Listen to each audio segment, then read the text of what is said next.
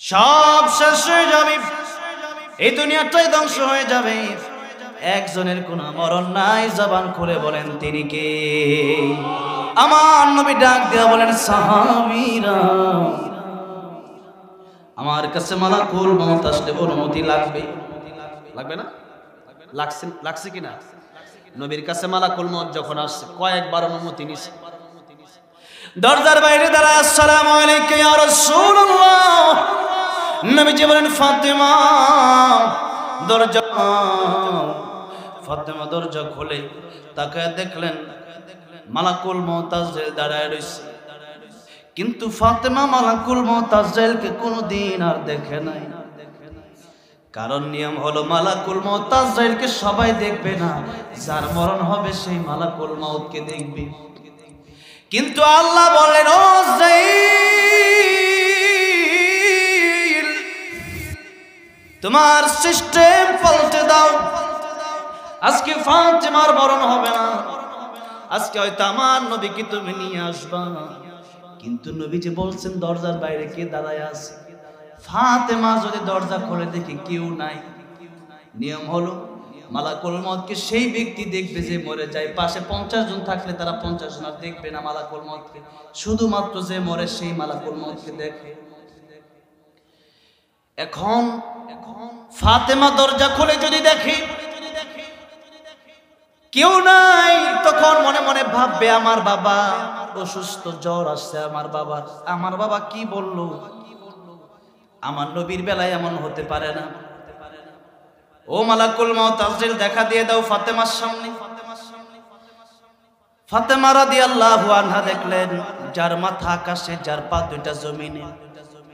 বললেন, ও আমার বাবা। ইয়া রাসূলুল্লাহ, ইয়া হাবিবাল্লাহ, কে যেন এসেছে যার মক্কা মদিনার মানুষের সাথে যার কোনো মিল নাই। ও বাবা, এমন লোক, এমন ভয়ানক আকৃতির লোক আমার জীবনে আমি কোনোদিন দেখি নাই। ও বাবা,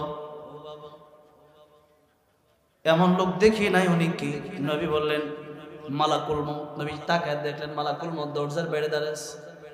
নবী বললেন, মার এটা মালাকুল মউত, দুনিয়ার সব সাত কর্তনকারী। ফাতেমা বললেন, বাবা এমন সময় আসবে কেন? নবীজি বললেন, আমার কাছে অনুমতি চাই, দরজা খুলে দাও, আসতে বলো। ফাতেমা বলেন, না আমি আসতে দেব না, আপনাকে নিয়ে যাওয়ার জন্য এসেছি। আপনি চলে গেলে আমি বাবা বলে ডাকবো কারে? হাসান হুসাইন নানা বলে ডাকবে কারে? আপনাকে আমি যেতে দেব না। নবী বলেন, ফাতেমা রে, দুনিয়ার মানুষের কাছে মালাকুল মউত আজরাইল অনুমতি চায় না। আমি নবী, আমি আল্লাহর বন্ধু, আমি রাহমাতুল লিল আলামিন। মালাকুল মউত আজরাইল আমার কাছে অনুমতি চাই, দরজা খুলে দাও, এটাই ভালো হবে।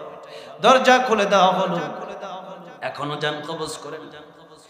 নবীজি কে বলেন, ইয়া রাসূলুল্লাহ, আল্লাহ আমারে পাঠাইছেন, বলছেন আপনি থাকতে চাইলে আল্লাহ বলছেন আপনাকে হায়াত দিবে, আপনি চলে যাইতে চাইলে নিয়ে যাব। নবী বললেন, হাত্তা ইয়াতিয়ানি জিবরাইল, জিবরাইল আসার আগ পর্যন্ত তুমি অপেক্ষা করো। ইতিমধ্যে জিবরাইল আমিন আলাইহিস সালাম চলে আসলেন। এবার নবীজি বলেন, আমি যাব না থাকবো। অনেক লম্বা ঘটনা। জিবরাইল আলাইহিস সালাম কোরআন শরীফের একটা আয়াত পড়লেন, ইন্নাকা মাইয়িতু ওয়া ইন্নাহুম মাইয়িতুন। ওগো নবী, এই পৃথিবীতে কেউ বাঁচতে পারবে না, কাফির বেঈমানেরাও মারা যাবে, আপনিও মারা যাবেন। ইয়া রাসূলুল্লাহ, ইয়া হাবিবাল্লাহ, আগে জানিয়ে দিয়েছেন আল্লাহ রাব্বুল আলামিন, কুল্লু মান আলাইহা ফানি ওয়া ইয়াবকা ওয়াজহু রাব্বিকা যুল জালালি ওয়াল ইকরাম। সব শেষ হয়ে যাবে, এই দুনিয়াটাই ধ্বংস হয়ে যাবে। একজনের কোনো মরণ নাই, জবান খুলে বলেন তিনি কে? ইয়া রাসূলুল্লাহ, ইয়া হাবিবাল্লাহ, তবে দুনিয়ার চাইতে আখিরাত আপনার জন্য কোটি কোটি গুণ উত্তম।